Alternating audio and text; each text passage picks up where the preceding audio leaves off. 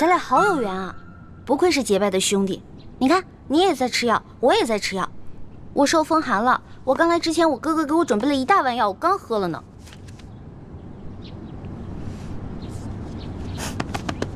龙小弟，我知道你生我气了，你可以生我气，但是你能不能别不理我呀？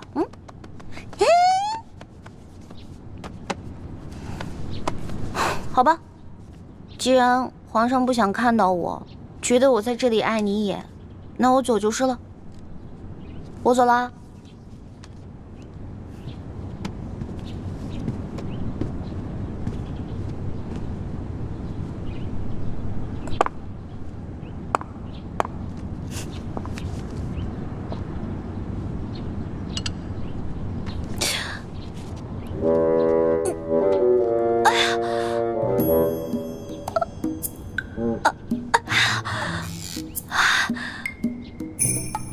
你要过来你就输，我再催动内力，逼他冷汗出来。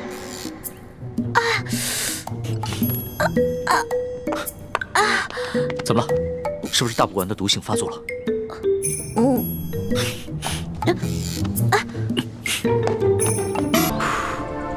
来，下面还要喝了。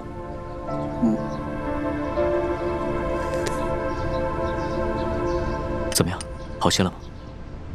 你不生我气了，龙小弟？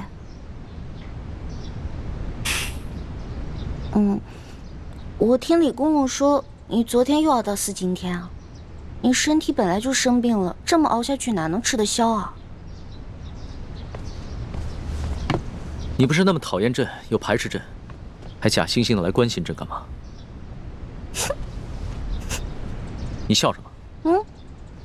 没有啊，我就是觉得龙小弟很可爱，在大臣面前威风凛凛的样子，原来也有像孩子一样赌气的时候。不过你跟我赌气啊，那你就输定了。从小到大，我爹、我师傅、我的兄弟姐妹，他们跟我赌气，没一个人能赢，都被我气得半死。所以，你还是别跟我赌气了。是啊，你这赌气的能耐是很厉害。一想到那天被你推入荷花池，朕就气得胸口疼。好了好了，龙小弟，别生气了，我给你揉揉，好点了吗？揉揉。干嘛突然对我这么温柔？无事献殷勤，非奸即盗。说吧，你要打什么主意？我就说过皇上是天底下最难伺候的人，跟你保持距离吧。你说我对你冷淡，我对你好吧？你说我别有用心，那你让我怎么办啊？这说来说去还是朕的错呀！别，不是您的错，皇上是天底下最聪明、最正义的，什么都是你对，是我不对，错就错在，我一心把你当成兄弟，而且为你出生入死，为你挡刀子，但我却没有办法装成痴情淑女，去骗取你的宠爱。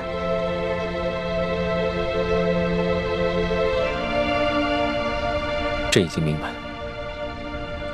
你只是把朕当成兄弟罢了。君子戒之在德，朕不应该太贪心了。放心吧，以后朕不会再勉强你了。你的意思是，康熙没有碰你？难道他对你起了疑心？不是，他没有怀疑我，是因为鳌拜和吴三桂都曾选送过不少秀女入宫，意图迷惑康熙。康熙早有察觉，他担心自己沉溺于男女欢爱中，消磨志气，所以虽然他时常宣后宫嫔妃侍寝，但大都只是做做样子，实际上他全部的心思都在政事上，对男女之事并不上心。没想到，康熙不仅有勇有谋，城府深沉，居然还有如此不同寻常的意志。以前他一心想要扳倒鳌拜，真正掌握朝政大权，可如今鳌拜已经下狱，还有很多棘手的事情需要善后，他根本无心接近女色，所以他并不是真正喜欢我。康熙不是真的喜欢你，对我们光复大明来说不是好事，但对于你来说却是一件好事。现如今我已经不需要再牺牲自己的清白向康熙邀宠。就算他非要我侍寝，我自有办法让他无法亲近我。是因为我早就心有所属了。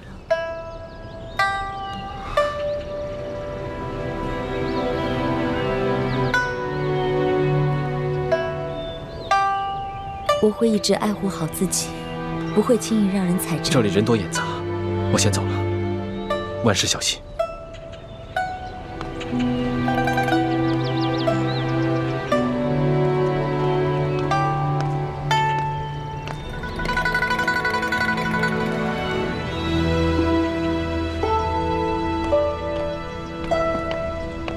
李公公，来，给我吧，我来侍奉皇上吃药。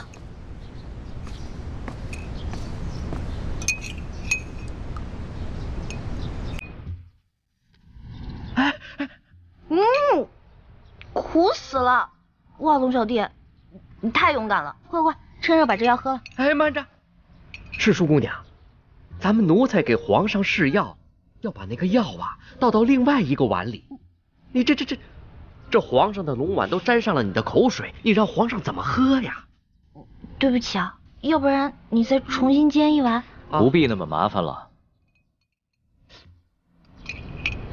啊！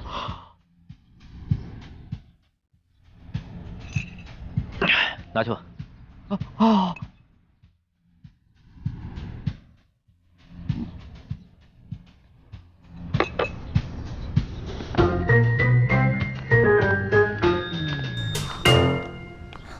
龙小弟，对不起啊，我给忘了，所以没守规矩。没事儿，这又不是没吃过你的口水。你忘了，在摘星楼的时候，咱们俩偷吃御膳，那个时候你还带了山葡萄酒。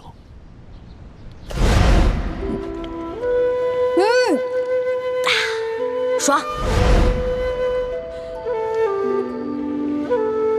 怎么样？哎啊，是好酒。哦，那个呀，龙小弟还记得那天的事儿啊？当然了，朕会永远记得。朕相信，你也都记得。嗯，你这娇羞的样子倒还挺可爱的。对了，那个山葡萄酒呢？还有吗？朕一直惦记着那个味儿呢。有，我还留了一点呢。等过段日子你把鳌拜的案子结了，我拿出来，咱们好好庆祝庆祝。鳌拜，朕正在为此事纠结呢。这有什么可纠结的呀？鳌拜这个人圈地擅权，还给皇上下毒，哪一条不是死罪啊？我看呀，直接把他的罪行公布于众，直接给他，不就完了吗？你当是切西瓜呀？哪有那么容易啊？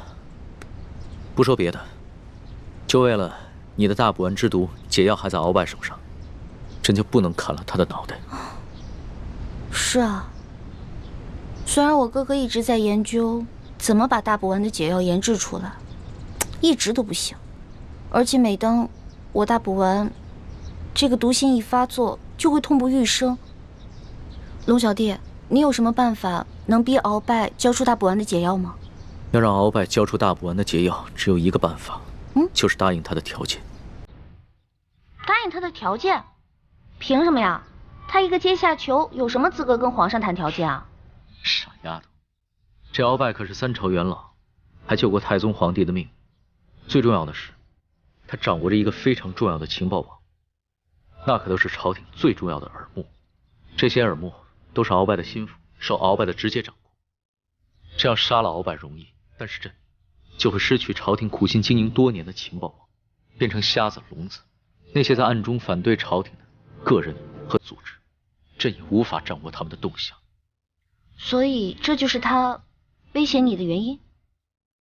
他要朕赦免他过往所有的罪，朕可以免了他的职务，但是必须由他继续掌握这条情报网，他才会效忠于朕，并且交出大补丸的解药。可是你觉得他真的会效忠于你吗？朕才不会相信他呢。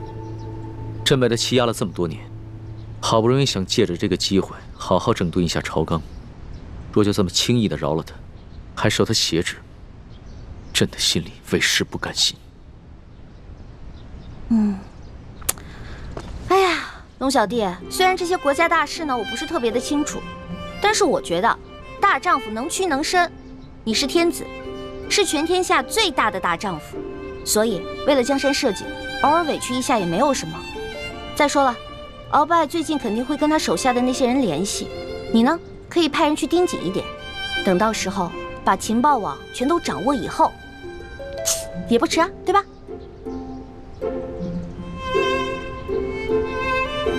你说的对，朕是天子，是天底下最大的大丈夫。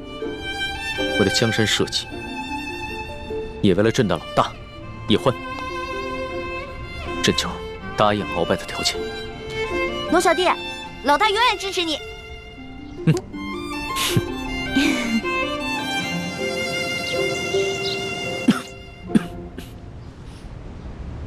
听说皇上被这个李易欢蛊惑的淋了雨，伤了龙体是吗？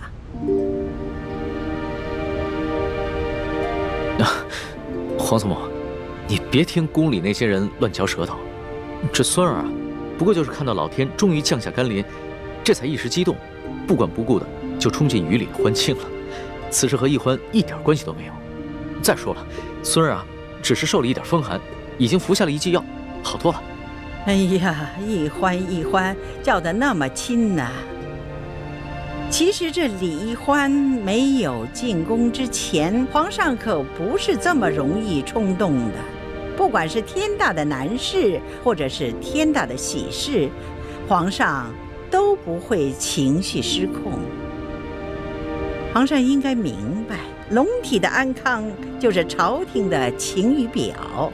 皇上在后宫打了几个喷嚏，那不要紧，哎，这朝廷上下就是几番波澜。皇祖母批评的是，孙儿知错了，孙儿以后再也不敢如此放纵自己了。听说你准备赦免鳌拜，放他回府？对，这鳌拜侍奉我大清王朝3代君王，他的性子，想必皇祖母也是一清二楚。若是硬拼到底的话，最后只会两败俱伤。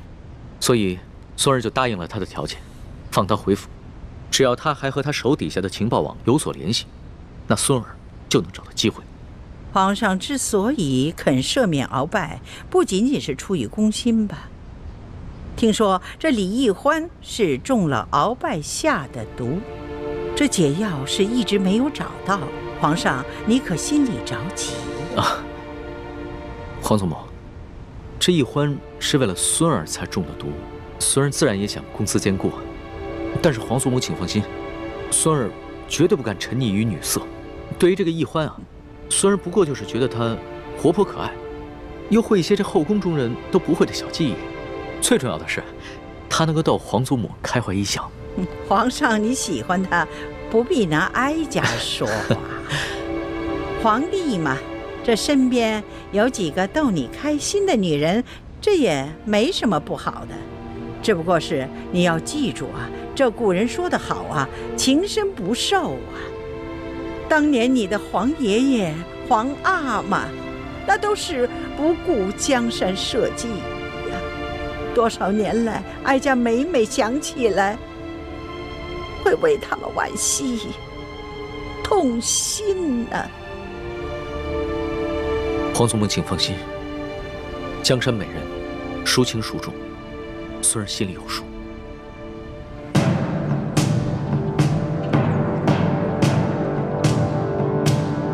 鳌拜，朕念在你过往的功劳上，又看在易欢的情面上，饶你一命，改为削职圈禁。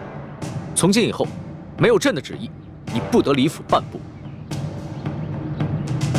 罪臣明白，罪臣定会每月按时送上2颗解药，以保世淑姑娘和李太医的平安。这情报网虽然现在继续由你掌管，但你要是收到了什么重要的情报，必须第一时间向朕禀报。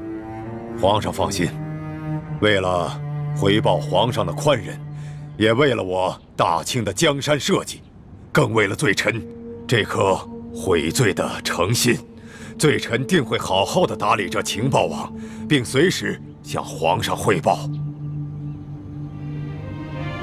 鳌拜，你说你在吴三桂、耿精忠、尚可喜以及反清联盟中都安插了眼线，这么多年，你可搜集到什么重要的情报？皇上，可否先让吴官人等回避？你们先退下吧。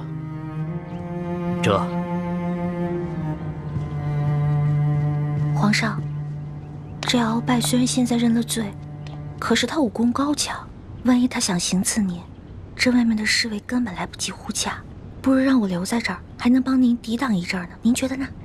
好了，你既然不想出去，那就留下吧。是。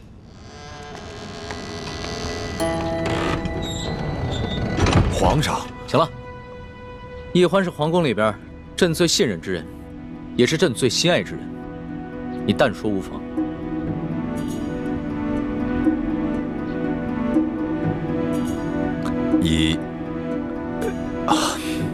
1个月前，罪臣得到一件密报，说是当年这崇祯帝吊死在万寿山之前，留下了一个铜匣，这铜匣里装了一份藏宝图，据说这批宝物富可敌国，得知者便有能力组建一支强大的武装，以对抗我大清王朝。难怪当年多尔衮进京之后，没有搜到什么值钱的宝物。原来崇祯那个昏君早有准备。除了这份藏宝图，这铜匣里，还有一份名册，上面详细记录着反清联盟的各个秘密据点，以及潜伏在我大清王朝上下的逆臣贼子的名单。那就更重要了。我大清虽已入关30余年，但是天下还有不少人心怀旧仇，不服我大清的统治。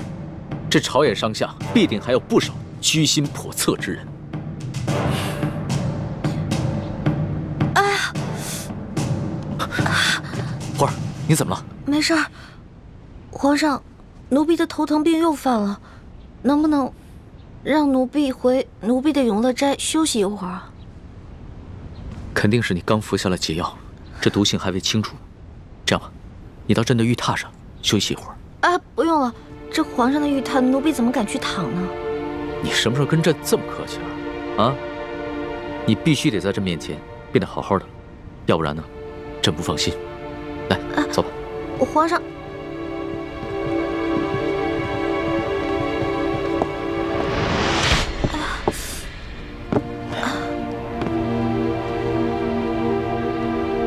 你好好休息一下。皇上，进来吧。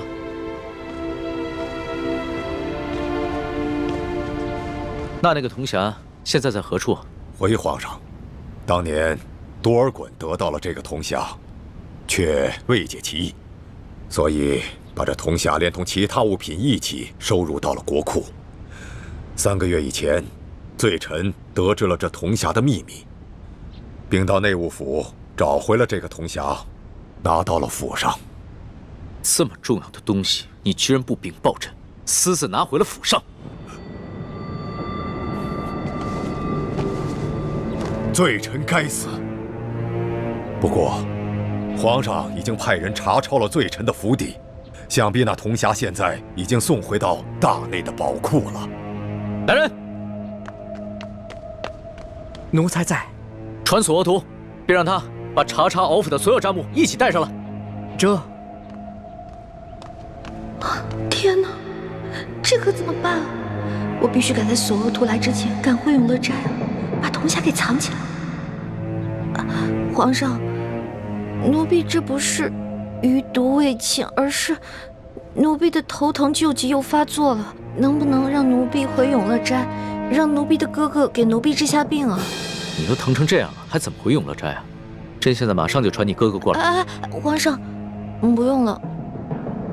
奴婢如果在这儿治病的话，恐怕会影响皇上处理政务的。没事儿，这索额图住在宫外，过来还要一段时间呢。朕先选你哥哥，让你哥哥过来给你看病。你要是不在朕面前变得好好的话，朕这个心里啊，放不下。来人，传李太医。龙小弟啊，你干嘛对我这么好啊？你这不是急死我了吗？等朱哥哥来了，我暗示他赶在索额图前面去把铜匣藏起来。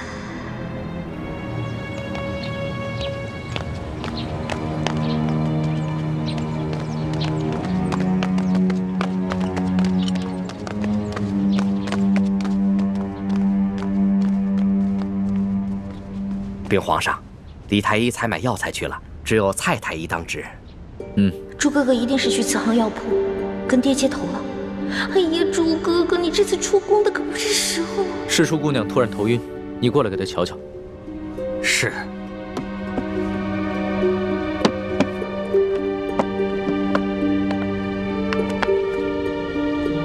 待微臣给世淑姑娘扎上几针，先止住头疼再说。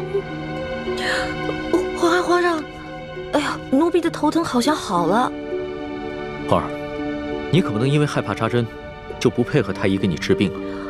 没有，是真的，奴婢的头疼就是这样，来得快，去得也快。奴婢现在已经没事了。真没事了？真没事了。好吧，你先退下。是。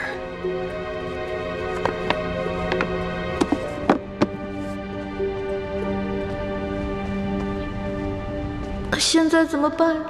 嘿，完了完了，这下死定了！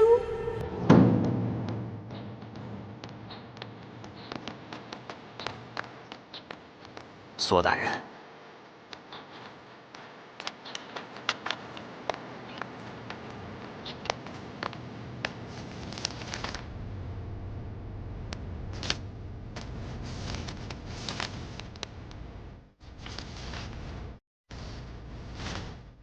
索图，从鳌拜府里查抄的宝物都在这个账簿上吗？回皇上的话，全部都在这单子上了。那你有没有看到过一个很特殊的铜匣子？什么铜匣子？奴才没有见过。大胆索欧图，朕让你查抄鳌府，你就借机中饱私囊。若是平常的宝物也就罢了，朕就不跟你计较了。但是这个铜匣关乎到我大清的国运，到现在你还不肯交出来，你有多少脑袋让朕砍呢？皇上，奴才对您不敢有所隐瞒呐。奴才这次查抄鳌拜府，确实是小捞了一笔，可都是些普通不过的金银珠宝啊。奴才实在是没见过什么铜匣子。哦，对了，皇上，那天查抄鳌拜府，世淑姑娘她也去了。皇上，奴婢全招了。奴婢是顺了好多金银财宝，可是那是索大人说的呀。索大人说那是皇上您默认了的。索额图不敢撒谎，那这个铜匣一定是被你顺走了吧？皇上，你也知道，奴婢就是个糊涂虫。那天顺了那么多东西，高兴的都忘记东南西北了，哪还记得有没有什么铜匣呀？那铜匣是不是在永乐斋啊？如果是被我顺走的话，当然是放在皇上赐我的永乐斋啊。好，那朕就亲自去跟你看一看。对了，这件事情不许让任何人知道，尤其是太皇太后。你们二人听明白了吗？这。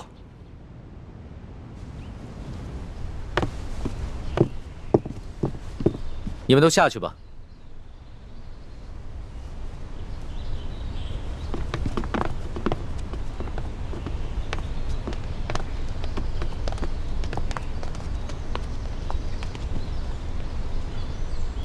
老大，你把东西放哪儿了？我怕你给我派过来的太监宫女手脚不干净，所以我就把那些都藏在床底下了。不过你是皇上，你肯定不能跟我一起钻床底吧？还是奴婢去吧。哎，你个笨丫头，朕是不能跟你一起钻床底，但是朕可以跟你一起把这个床挪开，对吧？您说的对。老大，这个铜匣还真在这儿呢。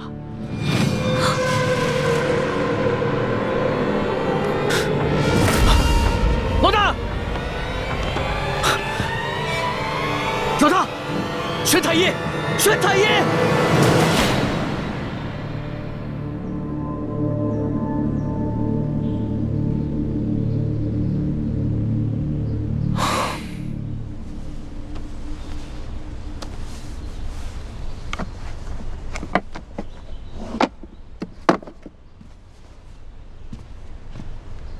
皇上，臣妹一时旧疾发作，晕了过去。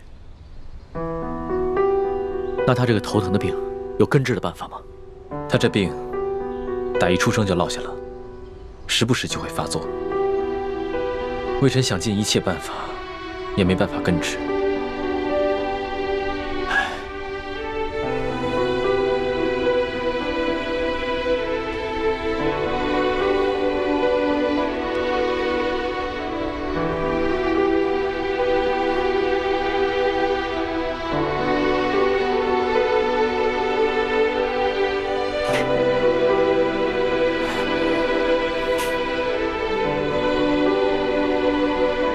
皇上，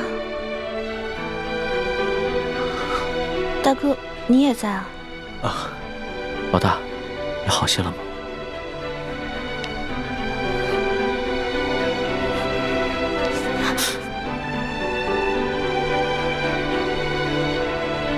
李太医，这儿没你的事儿，你先退下吧。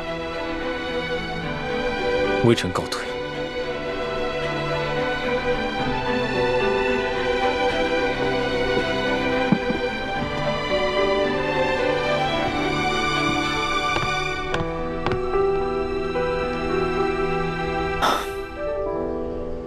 老大，你刚刚的脸白得跟纸一样，真的要吓死朕了。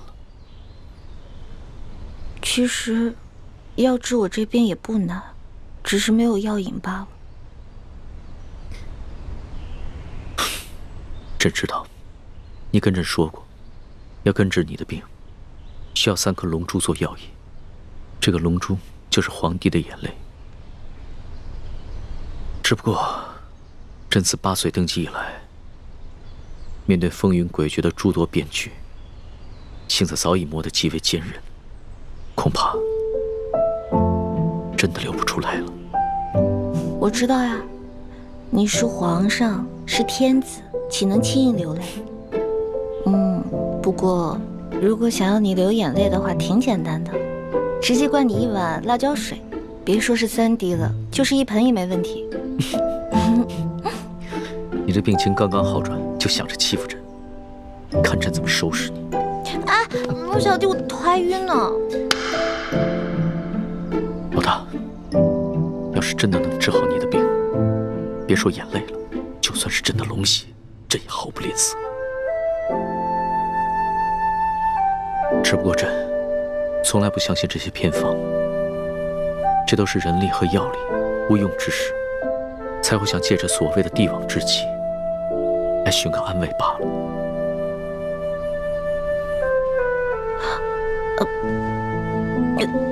来，皇上，那个铜匣子找到了吗？当然找到了，肯定是你这个小迷糊，觉得这个铜匣精致漂亮，就把它顺回来了，是吧？我从来都没有见过这么大一笔财富，所以顺了一些回来。龙小弟不会怪我吧？不会的。哎呀，还好啊，这个铜匣子已经找到了，而且啊，没有被太皇太后知道，要不然啊，朕都不知道怎么保你了。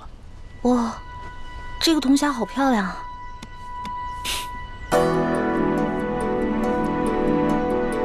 不对啊，这个铜匣子虽然是跟鳌拜府的一模一样，但是我做了个记号，这不是我从鳌拜府中拿过来的那个，是谁敢在我之前把铜匣子换了？难道是朱哥哥？朱哥哥真是太聪明了。老大，你在想什么呢？我在想，如果这个匣子里面全都是前明的藏宝图，那龙小弟你就发大财了。老大呀，老大，你还真是个小财迷啊！这藏宝图固然重要，但里边的那些反清复明的逆贼名单，对朕来说才是最重要的。朕还要拿着这个铜匣去见鳌拜。老大，你就先好好养着啊。好。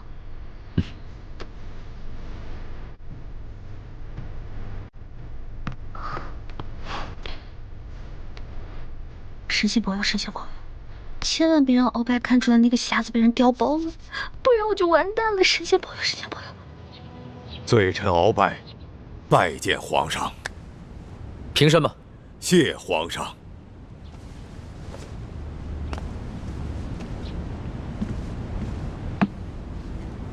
鳌拜，你瞧瞧，这个铜匣，是否就是之前你私自从国库里拿的那个？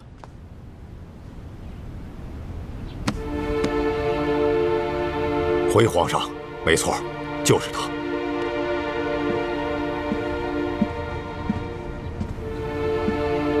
皇上，这铜匣子为什么会在李欢的手中？难道仅仅是因为他贪财？ 凑巧被他给取走了。罪臣的府上有太多值钱的金银珠宝，为什么他偏偏选上这个？皇上，您不觉得有些可疑吗？蹉跎，奴才在。之前你和奕欢一起去查抄敖府的时候，奕欢是怎么得到这个铜匣子的？可有什么异样？回皇上的话，当时鳌拜府已经查抄完毕了。 可奴才并没有发现大补丸的解药，奴才正在着急的时候，手下来报说，发现了一间密室。瞧见没有？这个地方机关重重啊，里面不知道藏了多少宝贝。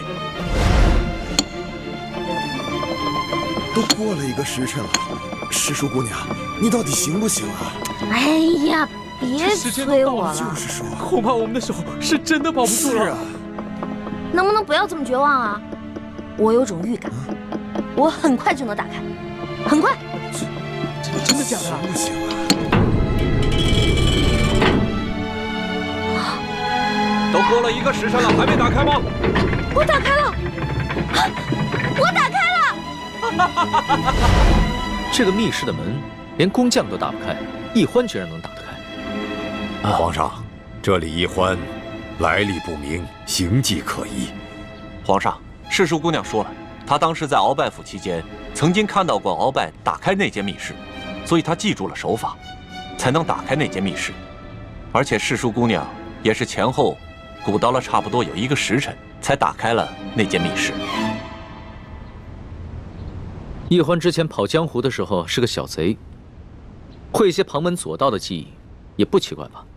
是啊。 跟着，我们就进了这间密室。哎，世淑姑娘，没想到啊，这鳌拜老贼的密室里，珠宝多的比皇宫里还多。可不嘛。哎，大人，要不然这样，咱俩呢，先挑点，剩下的入账，您觉得呢？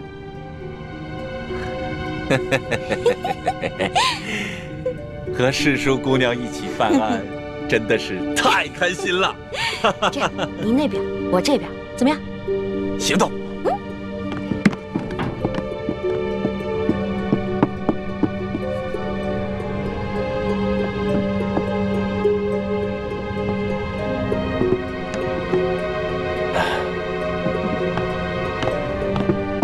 哎，世淑姑娘。 你这就挑好了啊？当然了，再多挑点嘛！啊？不了不了，我挑的已经够多了。索大人，您再接着挑点呗。皇上，派奴才去查抄鳌拜府，奴才却借机中饱私囊，真是罪该万死，请皇上恕罪。行了，起来吧。谁不知道查抄鳌府是一个大肥差啊？朕之所以派你去查抄鳌府。 就是为了对你之前的功劳进行赏赐，只是你需要懂得分寸，不要过分即可。这，奴才明白了，多谢皇上。那照你这么说的话，奕欢他只是随意挑了2样珠宝。是，世淑姑娘将一尊玉观音还有一些珠宝，连同这个匣子，装在一个大箱子里就带走了。她可能看到这个匣子造型独特，所以顺手就拿走了。 女孩子嘛，除了挑一些贵重值钱的，她会挑一些稀奇古怪、有趣的东西拿走。她倒一直是这么一副大大咧咧、贪玩贪钱的样子。皇上，如果您是这么想，那罪臣也无话可说了。鳌拜，你说李氏兄妹是前明的余孽，他们接近朕是为了得到这个铜匣，那他们都已经得手了，为何不就此远走高飞？而且朕之前去永乐斋拿这个铜匣的时候，他们为何也毫不在意？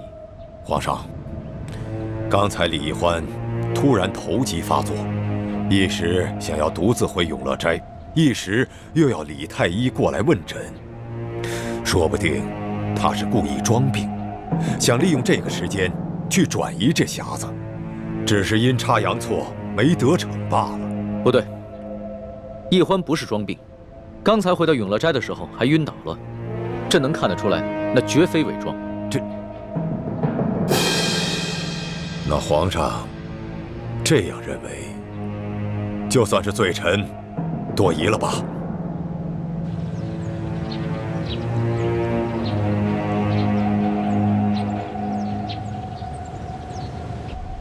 什么？铜匣不是被你调包的？我哪有时间调包啊？而且我根本就不知道鳌拜已经知道铜匣的存在，并且还告诉了康熙。那铜匣会被谁调包呢？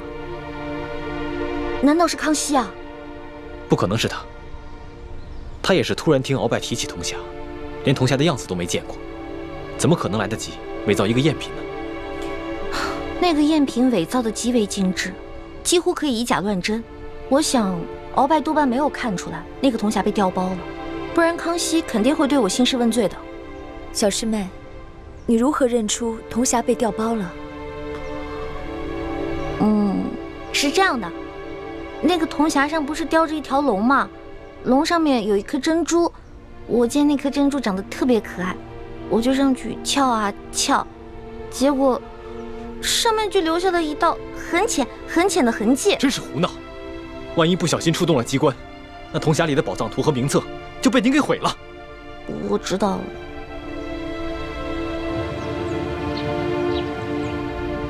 皇上，据探子回报，这铜匣子是崇祯皇帝请了能工巧匠精心打造的，须得用3把金钥匙同时插入这3个锁孔，方能打开。这3把金钥匙却1把都不可，否则就会触动机关。里面的藏宝图和反清联盟的名单都将损毁。那这3把金钥匙现在在何处？一把在南明册封的晋王李定国手中。传言这李定国10多年前就战死在沙场上，那把金钥匙也不知所踪。据探子密报，这李定国实际上并没死，并且一直暗中在领导着反清复明联盟。一把在台湾郑经的手中，最后一把金钥匙在永历帝的身上，而永历帝多年前被吴三桂绞杀，所以这把金钥匙有可能就在吴三桂的手中。所以，之前你以朝廷的名义下旨，让吴三桂送回永历帝的遗物，就是为了得到那把金钥匙。没错，眼下这吴三桂已派庶子吴应奇护送这些遗物入京。如果这批遗物中有这把金钥匙，说明吴三桂他并不知晓内情；如果这批遗物当中没有这把金钥匙，则说明吴三桂不仅知道内情，而且私下藏匿了金钥匙，必定是起了反叛之心。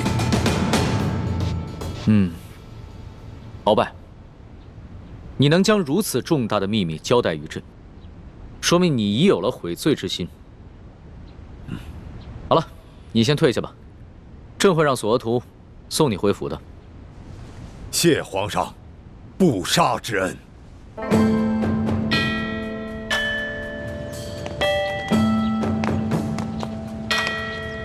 索额图，老夫有一事相求。哎，中堂大人言重了，您可是3朝元老，国之重臣，索额图哪里担当起一个求字啊？老夫以前虽是令尊索尼大人的政敌，可如今你正受皇上恩宠，风光无限，老夫却已落到这步田地了。还望索大人不要再记恨老夫了。中堂大人言重了，天意难测，也许中堂大人早晚有东山再起之日，这也未可知啊。嗨，你就不要再说这种话来挤兑老夫了。老夫今日所求之事，并非是为了一己私利，而是为了我大清的江山呐。哦，为了大清的江山社稷，这么重要的事情，敖大人为什么不刚才当着皇上的面把话说清楚呢？反而要跑到这儿对着我索额图私相授受？皇上哪儿还听得见老夫的话呢？索大人，请务必盯紧李太医和李易欢兄妹二人。哎呀，我说中堂大人，您还是省省吧，别老想着去报复李氏兄妹了啊！你，哎，索大人，老夫真的不是为了报复。眼下皇上正在迷恋李易欢，听不进去老夫的话。老夫越想越觉得李氏兄妹二人来历不明，身份可疑。待老夫回到府上，定会发动自己手下的情报网去暗中调查他们兄妹二人，但这需要一段时间。在未调查清楚之前，还望索大人能够多加提防他们兄妹二人才是。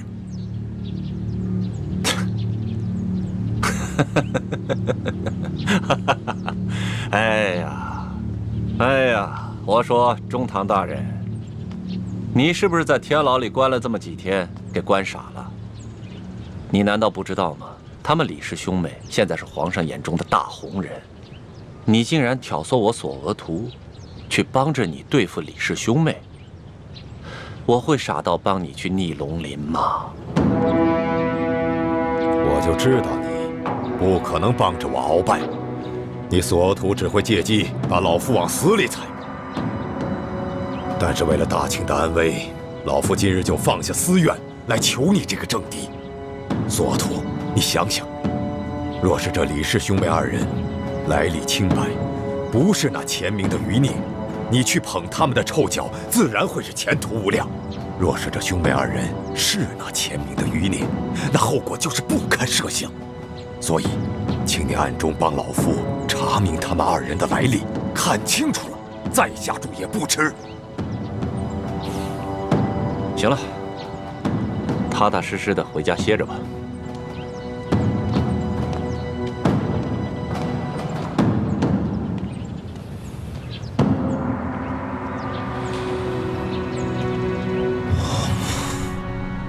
既然鳌拜已经知道了铜匣的秘密，肯定也知道了金钥匙的秘密，现在连康熙都知道了，这情形对我们非常不利。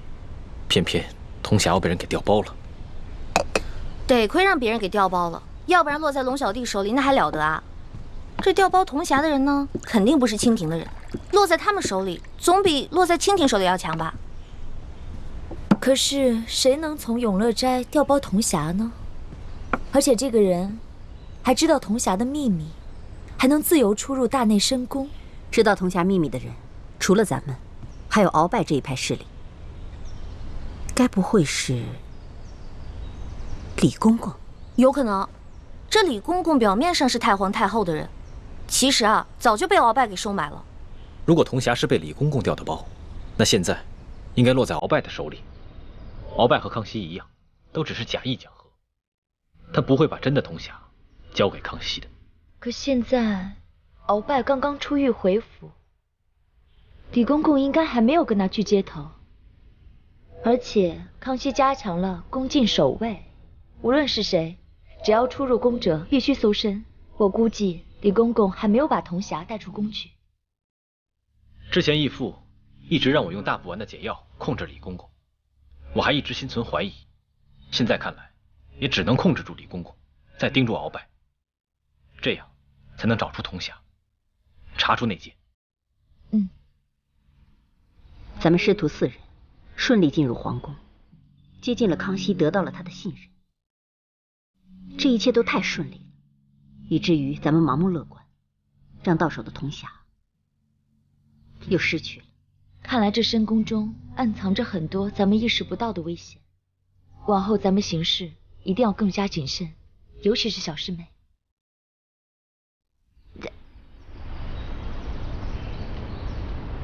还好没有集齐3把金钥匙，所以即使得到了铜匣，也没有任何。不知道倩影和默笙他们有没有从吴应奇手中拿到1号金钥匙？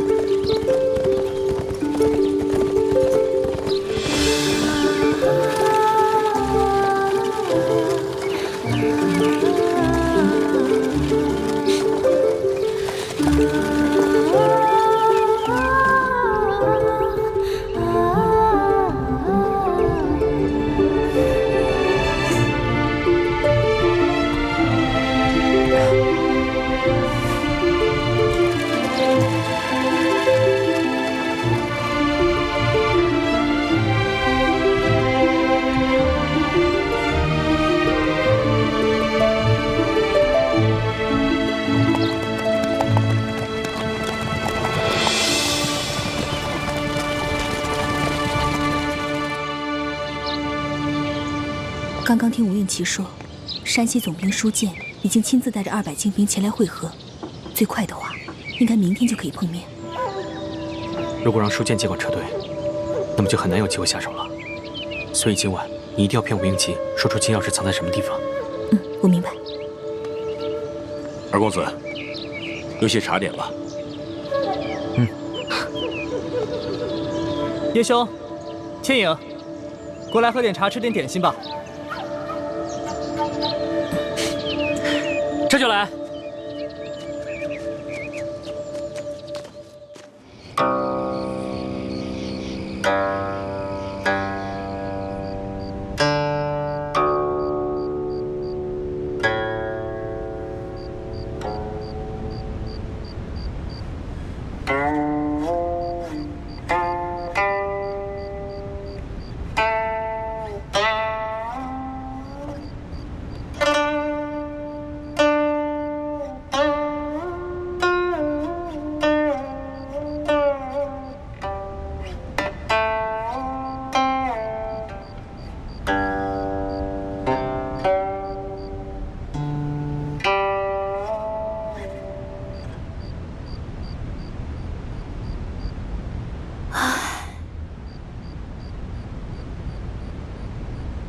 倩影姑娘为什么叹息？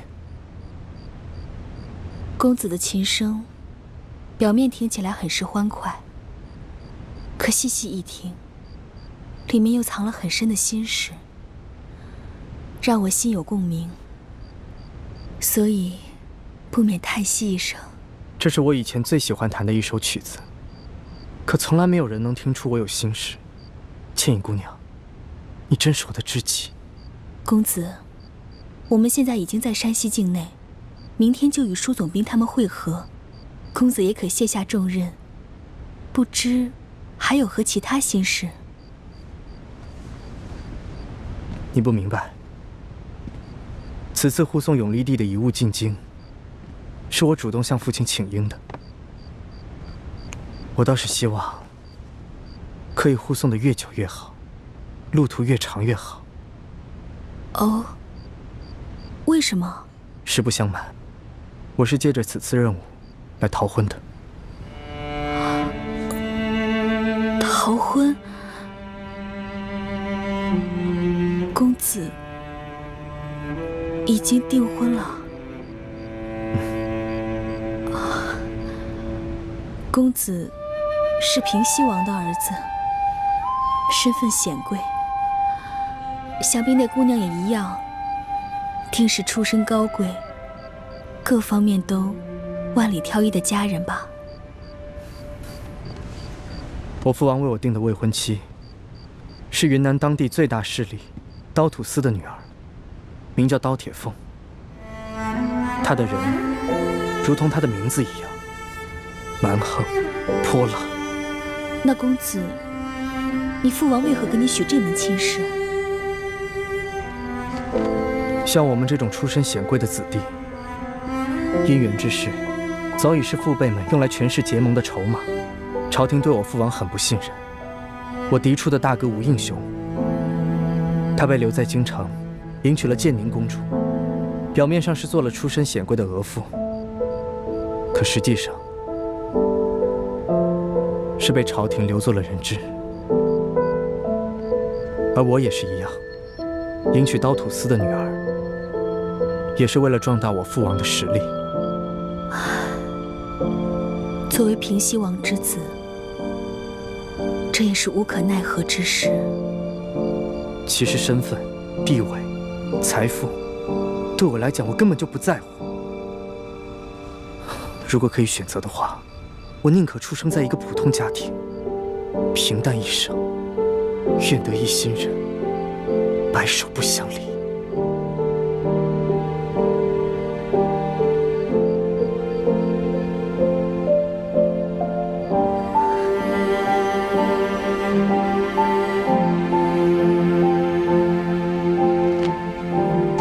公子执行完此次任务，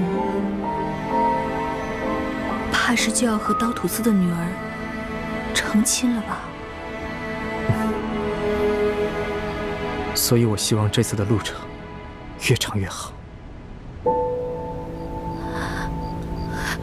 可明天就要和舒总兵他们会合。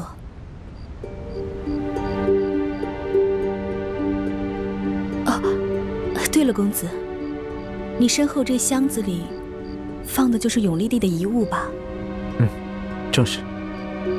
明天就要和舒总兵会合了。石青红始终是不放心，非要把箱子放到我这里。不怕公子见笑，乡野小民我从未见过皇帝的用品，不知公子可否让我开开眼界？其实也没什么可看的。永历帝被缅甸王送回去以后，已经是落魄的凤凰不如鸡了。他身边的随身之物，也没有一般帝王的气象。不过你要看，我给你打开就是了。公子与我相识还不到1月，就对我如此信任吗？我相信缘分。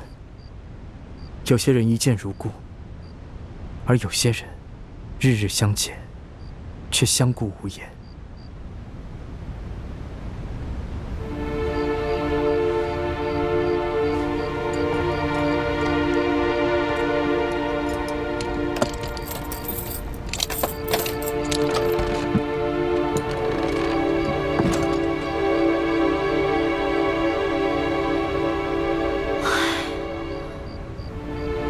这和普通人家的用度相差无几，难道都是这些衣物，就没有什么稀罕物吗？这流亡的皇帝，怎么也该有几件随身的配物吧？永历帝当年虽然落魄了，可是至少还有一帮忠臣死士相随，所以金银珠宝也是有一些的，就在这个首饰盒里面。那我能看看吗？当然可以。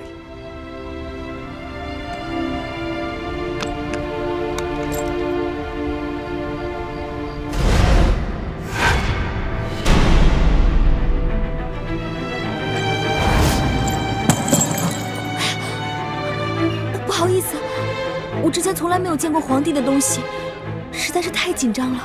没关系，拾起来就好了。这可是亡国之君的东西，怕是不吉利。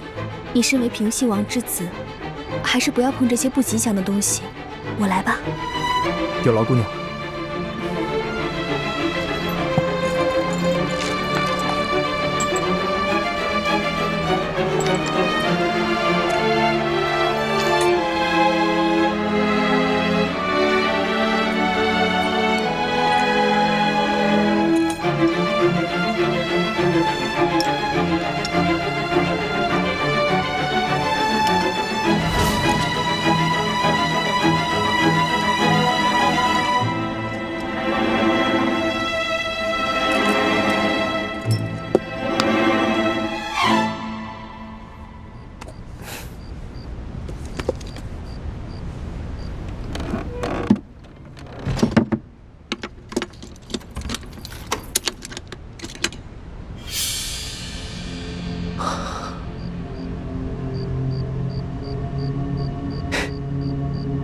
我原本以为吴英奇心思缜密，很难对付，没想到你居然这么轻松的就拿到了1号金钥匙。看来吴英奇对你真的是一点防备都没有。他根本就是个心思单纯的富家公子。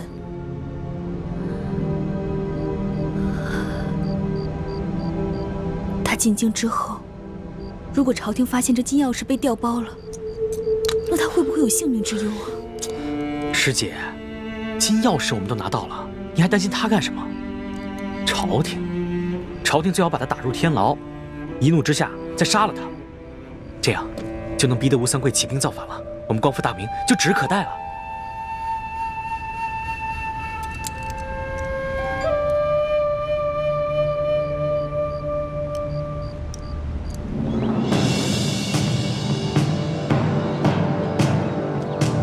二公子，卑职有失远迎。若不是半路遭遇劫匪，在下也绝不敢劳动舒总兵，还望舒总兵见谅。哎，哪里话，同为朝廷效力，二公子若有什么闪失，卑职如何向圣上交代，又如何向平西王交代？那就有劳舒总兵了。永历帝这批遗物可都还在？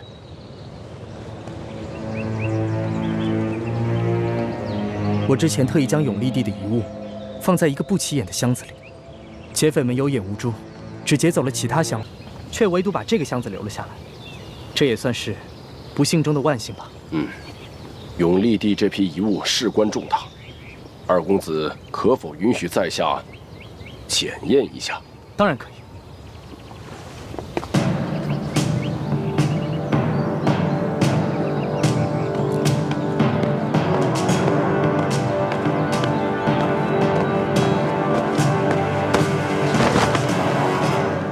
请。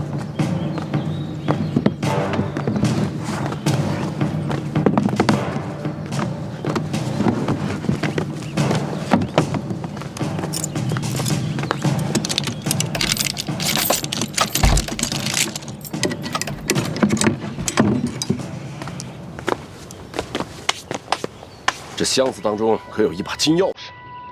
金钥匙？这我倒不曾留意。啊，不过永历帝的遗物里有一个首饰盒，不知舒总兵说的金钥匙在不在那里面？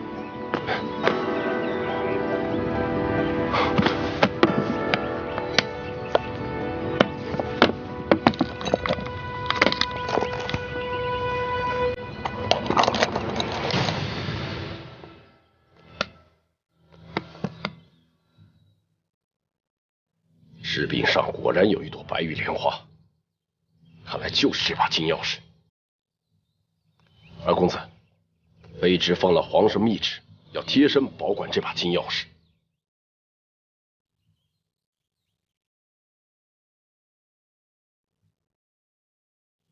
朝廷让家父运送永历帝的遗物，难不成就是为了这把金钥匙吗？不知这金钥匙有什么特殊的用途吗？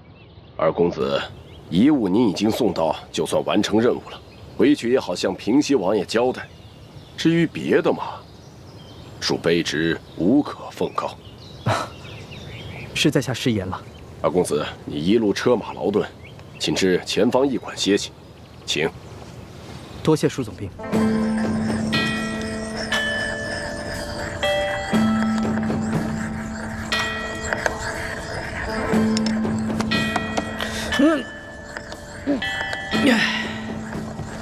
老大，你装这副可怜的样子给谁看啊？这样不会吃了你。谁知道你玩性大发，会不会把我给吃了？不是，你真把朕当老虎了？啊，就算朕是老虎，那你也是一只刺猬，浑身长了刺儿，怎么下口啊？在我眼里，你比老虎要可怕多了。一声令下，我浑身的刺都得被你拔得精光。朕什么时候把自己当成皇帝来欺负你了？大多时候朕都是把自己当成你的龙小弟，什么时候把自己当过皇上啊？那谁知道你什么时候把自己当成龙小弟，什么时候把自己当成皇上呢？谈及国家大事的时候，那朕就是皇上；平常偶尔玩性大发逗你欺负你，不对，逗你被你欺负的时候，那朕就是龙小弟。那你现在是想跟我谈国家大事呢，还是想逗我欺负我呢？不是老大，朕有一件要紧的事要和你商量。那请皇上回到御座上，我们正正经经的谈吧。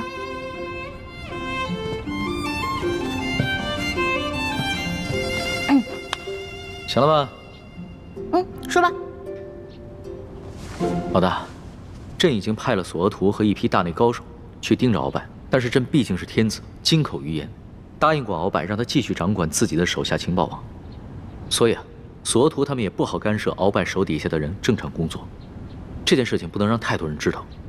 朕想派你还有你哥哥去盯着鳌拜，跟踪他手底下的人，摸清他的整个情报网。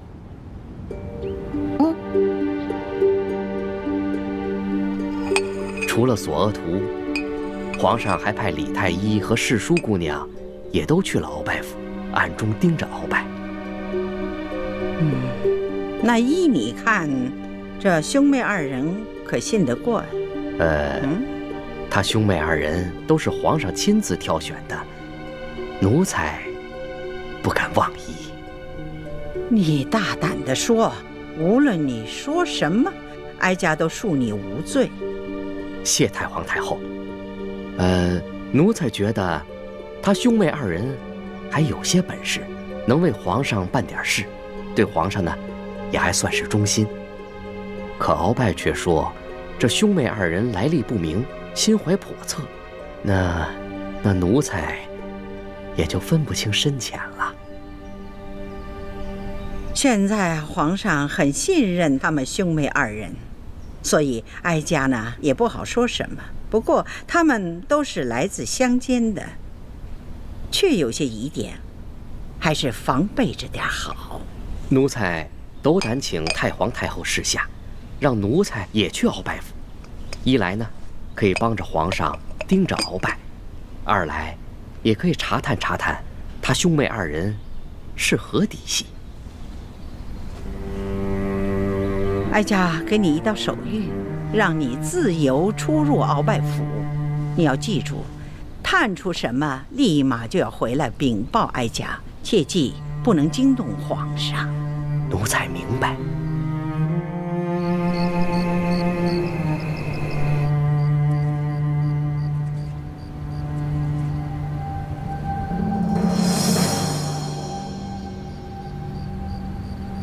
皇上没有怀疑你吧？暂时没有。不过宫中现在正在彻查内奸，凡是你派进去的人，还有你的心腹，推荐进宫的宫人，都给撤掉了，基本上都换成了索额图的人。老夫眼看着就要落败，皇上现在重用索额图。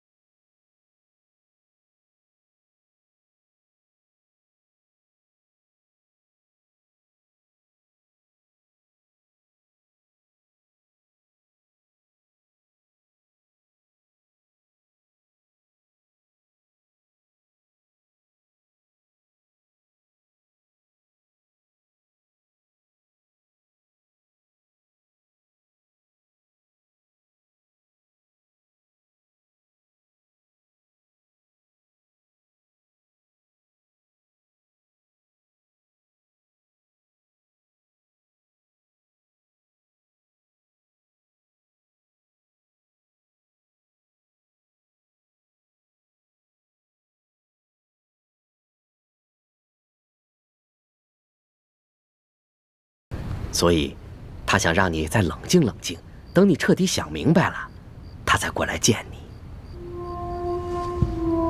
难怪民间有句老话：“青竹蛇儿口，黄蜂尾上针，两者皆不毒，最毒妇人心。”这个女人既狠毒又狡猾。当年她为了能让福临登基，她就利用美色去诱惑那个多尔衮。福临亲政以后，他又利用老夫去对付多尔衮。现如今，他的孙子玄烨要亲政了，他现在又容不下老夫了。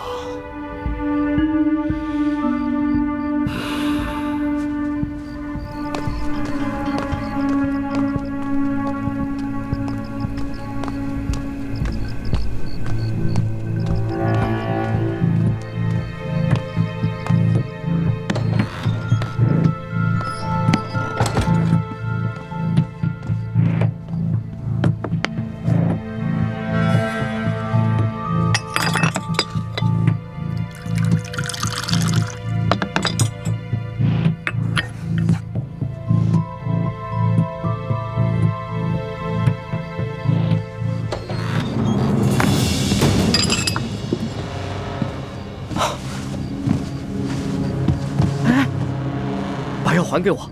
公公在吃什么？李太医，你这三更半夜的闯入咱家房间，你到底想干什么呀？咱们原来不是已经说好了吗？以前的事情咱们心照不宣，以后在宫中互相帮衬。公公不必着急，我连夜来找你，是有重要的事情要跟公公商议。有什么要事啊？侄儿李建清叩见叔父。你是？叔父，我跟奕欢都是李定国的儿女，我们是您的亲侄儿侄女。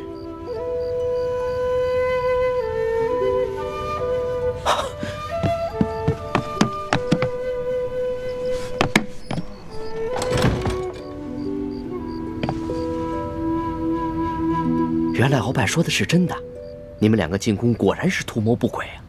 我爹让我转告给叔父，希望叔父顾念骨肉亲情，在宫里对我们兄妹。不要说了，我知道你想说什么。我告诉你，这绝无可能。你们不要再叫我叔父，我没有你们这些亲人。看来我爹说的没错，叔父心里只有荣华富贵，没有我们这些骨肉亲情。随你怎么说，你回去告诉你爹还有你妹妹，我不会出卖你们，但我也求你们不要再连累我了，好不好啊？不管将来怎么样，你们都跟我没有任何关系。我早就当你爹40年前就死了，你们也当我40年前就死了，好不好啊？好，那我们便不讲骨肉亲情。哎，你干什么？李太医，我没有病，不劳您给我把脉。我不是在把脉，而是在测你的心。接下来我会问你很多问题，如果你撒谎的话，你的脉象便会出错。你果然跟你爹一模一样，对我的算计多过亲情。叔父，只要你把铜匣交出来，我们还继续从前的约定，心照不宣，互不干涉。铜匣？什么铜匣？叔父装什么糊涂？你刚才夜探敖府，并没有把铜匣带出去，所以这铜匣还被你藏在宫里。你说的是那个藏着藏宝图还有钱明余孽名册的铜匣？那不是奕欢从鳌拜府上已经拿走了，后来又被皇上在永乐斋给找回来了吗？那个铜匣是假的，真的铜匣放在永乐斋被人调包了。你怀疑是我调的包？不是你还是谁？我知道叔父想用铜匣去换鳌拜大补丸的解药。叔父，你可以不帮我们，但是也不能去帮鳌拜那个杀人不眨眼的魔头啊！唉，叔父要的大补丸的解药，我能解，只要你交出铜匣，以后每月我会把大补丸的解药亲自给你送过来。叔父那个时候就不用再受鳌拜的挟制了。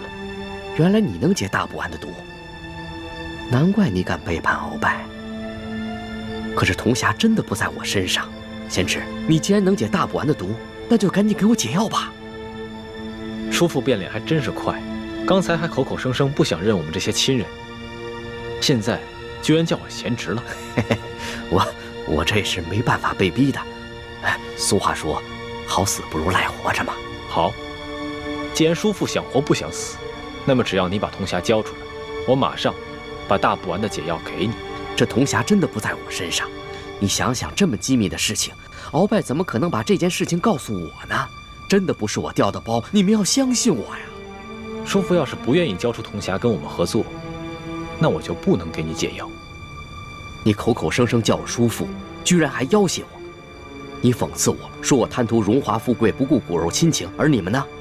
你们就不自私，不冷血？从脉象上看，叔父的确不像是说谎，而且奕欢也跟我说过，你的确从来没有进过永乐斋，而且叔父也不会功夫，也没办法半夜从永乐斋将铜匣盗走。既然叔父不知道铜匣的下落，那侄儿就先告退了。哎，等一等，解药呢？